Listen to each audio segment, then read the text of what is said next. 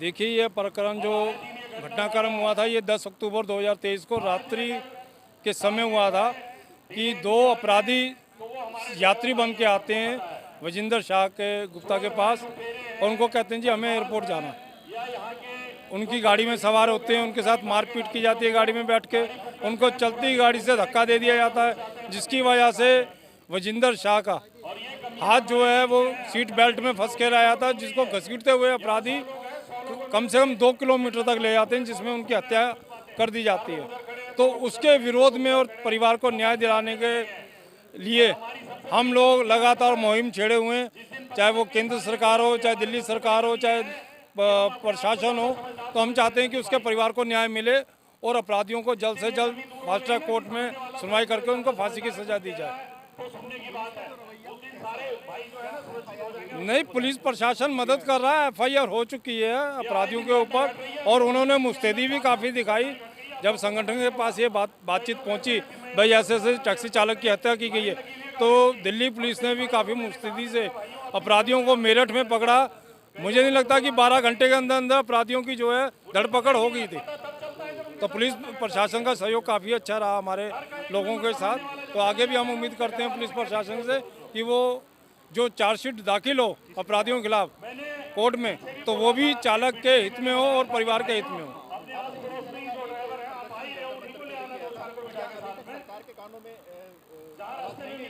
देखिए, हम पहले ही बता चुके कि हम केंद्र सरकार और दिल्ली सरकार दोनों से मांग कर रहे हैं कि चालक वजिंदर शाह के अपराधियों को फांसी की सजा दी जाए और एक आयोग बनाया जाए जिसमें चालकों की न्यायिक सुरक्षा दी जाए, फास्ट ट्रैक कोर्ट में सुनवाई हो, परिवार को न्याय मिले और मुआवजा मिले।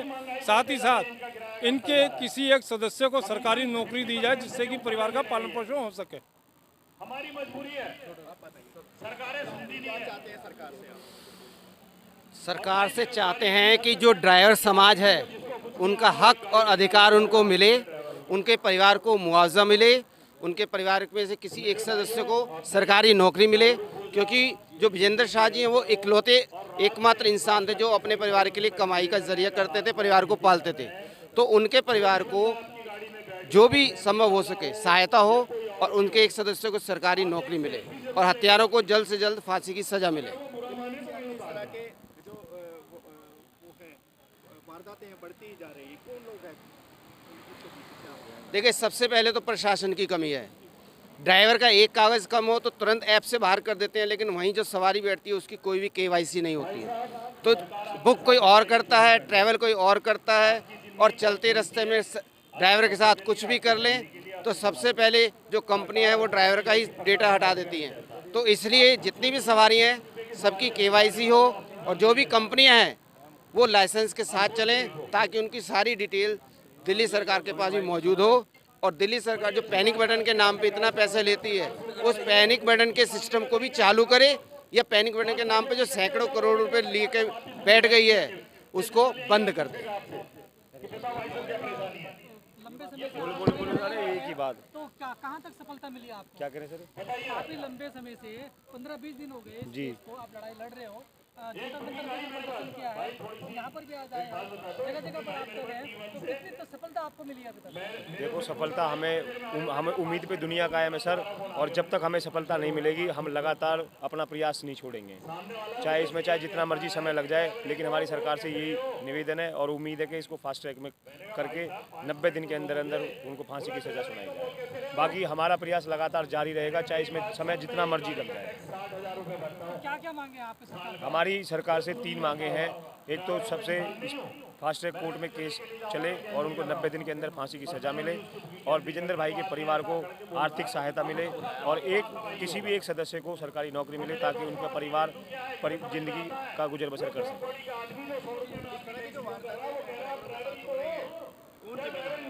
उसके लिए पहले तो देखो हम स्वयं अपने आप को जिम्मेदार मानते हैं, क्योंकि आप देखो कई बार क्या होता है, हमारा जो कच्चा लालच होता है ना, जो छोटा लालच होता है वो कई बार हम पे भारी हो जाता है। ठीक है, आप एक पैमाना बनाया हुआ है उससे आप काम करिए, ठीक है, लेकिन आप उससे अगर बाहर जाएंगे तो आपको कहीं ना कहीं आपको हानि होगी। ठीक है, दूसरी बात मैं आपको बता देता हूँ, कुछ इन सरकारों की वजह से, कुछ इन एग्रीगेटर पॉलिसी जो इनकी है उनकी वजह से बड़ी दिक्कत है। आपने देखा ये पिछले 10 तारीख से और अब तक चौथा ऐसा केस है, या भले मैं सोनीपत की बात करूं, बागपत की बात करूं, और अभी एक नवेड़ा में एक ड्राइवर की गाड़ी कल छीन ली गई है, मैं उसकी बात करूं। अब 4 केस हो चुके हैं 10 तारीख के बाद। मैं सरकार से और इन एग्रीगेटर कंपनियों से कहना चाहता हूं कि क्या आप हमारी मौतों पर राजनीति करेंगे? क्या आप हमारी जान की कीमत हमें उन कुत्ते बिल्लियों की तरह समझ रखी है कि जो अब हमारी बातें नहीं सुन रही है? आपकी कोई पॉलिसी नहीं है, आपकी कोई केवाईसी नहीं है, आप बिल्कुल भी अपनी बात को कस्टमर तक नहीं कहते कि भाई हाँ ड्राइवर का जो एक रूटीन है उससे चले, लेकिन नहीं, ड्राइवर उनका क्या होगा, कस्टमर एक कंप्लेंट कर देता है, ड्राइवर की ऑफ ड्यूटी हो जाता है। लेकिन एग्रीगेटर्स का समस्या जो थी मैंने बताई थी, वो जो अच्छी सवारी नहीं हुई, आपके लिए कोई बंदा था उसके लिए आज आपको एक बात बता दूं मैं आपके माध्यम से, कम अब सके 62 से प्लस ऐसी घटनाएं हुई हैं, और कंपनी कहती है ना कि भाई हमारी ऐप से, ऐसा बिल्कुल नहीं है।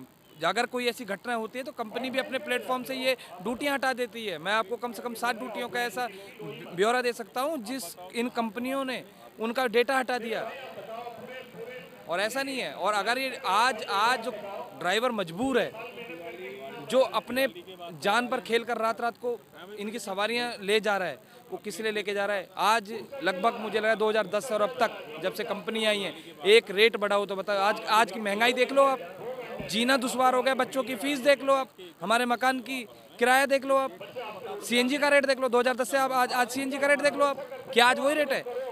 ये एक ऐसा धंधा बन गया है जो 8 लाख लगाकर हम लोग माइनस में काम कर रहे हैं। आप लोग ये समझ सकते हैं, आप लोग के माध्यम से मैं इनसे भी कहना चाहता हूँ कि जब 14 लाख की हम गाड़ियाँ लेकर हम रोडों पे चला रहे हैं और हम अपने बच्चों का पालन पोषण नहीं कर पा रहे हैं, तो हमारी क्या ज़िंदगी है? इससे अच्छा तो हमें जहर दे दो।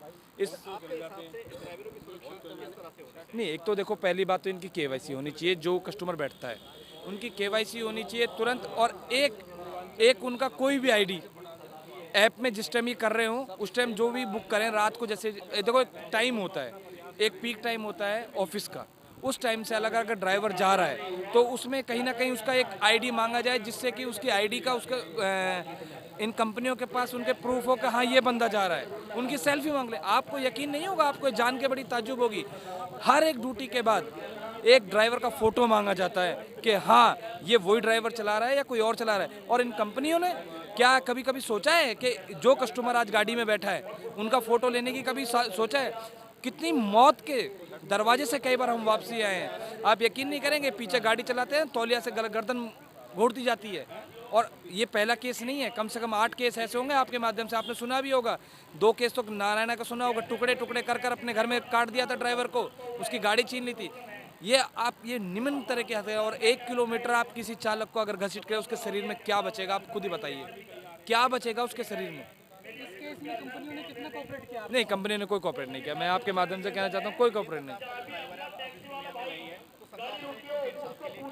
मैं तो देखो सरकार से हाथ जोड़कर गुहार करूँगा कि एक हमारा ये साथी है, ये आपके प्लेटफॉर्म पे चल रहा था, ठीक है, हो सकता है भाई रेट ना मिल रहा हो इसलिए इसने सवारी दूसरी कहीं से बाहर बैठा ली, लेकिन आपके साथ चल रहा है, आपका पार्टनर है ये, आप पार्टनर कहते हैं, तो इनको कुछ ना कुछ आर्थिक मदद मिले।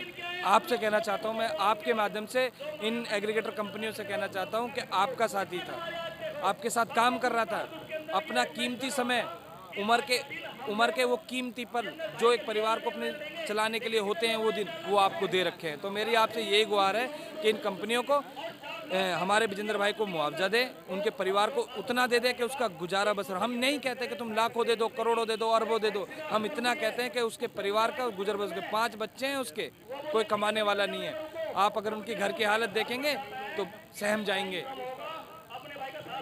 अगर कोई मिलती नहीं है सुविधा है तो आप आगे क्या करने वाले हो, क्या प्लान है आगे? मैं आपको आपके माध्यम से बताना चाहता हूँ, कम से कम अभी हमने, जो हम सभी चालक हैं, 2.5 से 3 लाख रुपए हमने इकट्ठा करके उस परिवार को मदद की है, जो हमसे हो सकता था। हम भी चालक हैं। आज की स्थिति हमारी कोरोना के बाद ऐसी होगी, हमारा परिवार का पालन पोषण नहीं हो पा रहा है, लेकिन फिर भी हम सभी साथियों का तहे दिल से धन्यवाद करते हैं कि 2.5 से 3 लाख रुपये करके हमने उस परिवार को दिया है। और हम सरकार से ये मांग करते हैं कि अगर आप नहीं दे सकते तो हमें फांसी दे दो, हमें मार दो, हमें जहर दे दो, आप हम मरने के लिए तैयार हैं, लेकिन हमें तिल तिल के ना मारे। एक बार जहर दे दो, हम जहर खा के मरने के लिए तैयार हैं, लेकिन हमारे परिवारों को क्यों मार रहे हो?